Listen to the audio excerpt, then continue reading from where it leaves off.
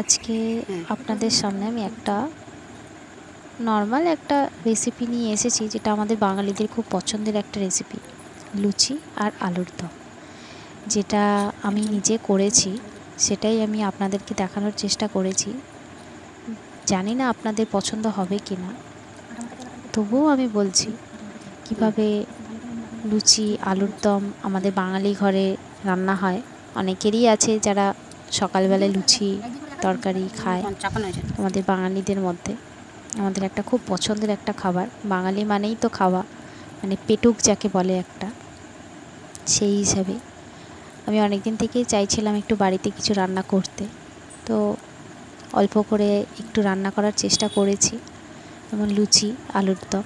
লুচিটা যেমন মাখছি আমি একটু তেল দিয়ে, যাতে লুচিটা খুব সুন্দর সফট অ্যান্ড খেতে খুব সুন্দর হয়। ঠিক আছে, সামান্য একটু তেল দিয়ে, যেটাকে আমরা ময়ম বলে থাকি, সে ময়ম দিয়ে আমরা ময়দাটাকে ভালো করে মেখে নেব। মেখে নেওয়ার পরে এখানে নর্মাল টেম্পারেচারের জল দিয়ে আমি ময়দাটাকে ভালো করে মাখিয়ে নিচ্ছি। খুবই ভালো করে মাখতে হবে, যাতে মাখাটা খুব সফট হয়। আর যেটা আমি খুব ভালোভাবে আমি এটাকে বেলে নিতে পারি। আমি এখানে একটা ডো বানিয়ে নিয়েছি। ডো বানিয়ে নিয়ে কিছুক্ষণের জন্য আমি এই ডোটাকে রেখে দেব। এরপরে আমি একটা কাঠের উনুন ব্যবহার করেছি, কারণ আমার মনে হলো একটু কাঠের উনুনে রান্না করাটা দরকার। মানে আমি প্রথম কাঠের উনুনে রান্না করছি, আমি এর আগে কোনো দিনও করিনি। এর মধ্যে আমি একটু মশলাগুলো, যেগুলো আমি আলুর দমের মধ্যে দেবো, সেগুলো একটু ড্রাই রোস্ট করে নিয়েছি। জাস্ট নর্মাল একটু হালকা আগুনে আমি এটাকে একটু নেড়ে ছেড়ে নিয়ে আমি এটাকে একটু সাইডে করে তুলে রাখবো। এর মধ্যে আছে জিরে, এলাচ, গরম মশলা যেটা হয়, দারচিনি আর লবঙ্গ, এই চারটে মশলা দিয়ে আমি একটু ভেজে নিয়েছি। নিয়ে এটাকে আমি একটু সাইড করে রাখলাম। এরপরে আমি লেচিগুলো কেটে নিয়েছি, কড়াইতে তেল দিয়ে দিচ্ছি। কড়াইতে তেলটা যদিও আমি কম দিয়েছিলাম, তারপরে ভাবলাম যে না, আমাকে আরেকটু তেল দেওয়া উচিত, নাহলে আমি এতগুলো লুচি ভাজতে পারবো না। তারপরে লুচিগুলো আমি একটা একটা করে ভেজে আমি এই গরম তেলের মধ্যে দিয়ে ভেজে নেব। লুচিগুলো মোটামুটি গোলই হয়েছে, খুব একটা খারাপ হয়নি। চেষ্টা করলে মানুষ সব কিছুই করতে পারে, যেটা আমি করার চেষ্টা করেছি। গরম তেলের মধ্যে লুচিগুলোকে আমি একটা একটা করে দিয়ে দিচ্ছি, আর কড়াই থেকেই একটু গরম তেল তুলে নিয়ে লুচিগুলো বেলছি। মাঝে মধ্যে একটু কাঠেতেও আমি আগুনটাও যাতে ঠিকঠাক থাকে সেটাও দেখার চেষ্টা করেছি এখানে। তো হয়েছে লুচি বেলা, আস্তে আস্তে করে লুচি বেলে গরম তেলের মধ্যে ছাড়া হচ্ছে।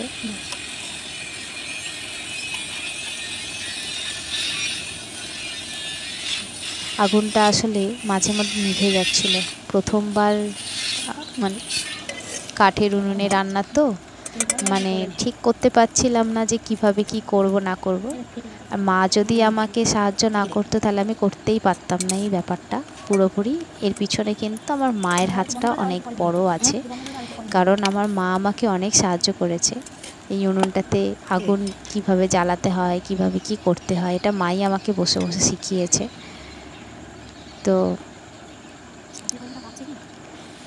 মানে মা না থাকলে এইসব রান্না হয়তো করাটা খুব পসিবল না, মানে প্রথমবার।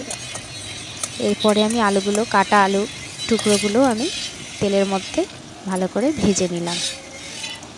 ভালো করে ভেজে মানে একদম লাল লাল করে ভেজে তুলে নিয়েছিলাম। এবার যে ভাজা মশলাটা আমি রেখেছিলাম আলাদা করে, সেই ভাজা মশলাটাকে আমি একটু ভালো করে শিলনোড়ায় বেটে নিচ্ছি। শিলনোড়াটাও আমার কাছে প্রথম একটা ট্রাই, মানে আমি এর আগে কোনো দিন ট্রাই করিনি শিলনোড়া।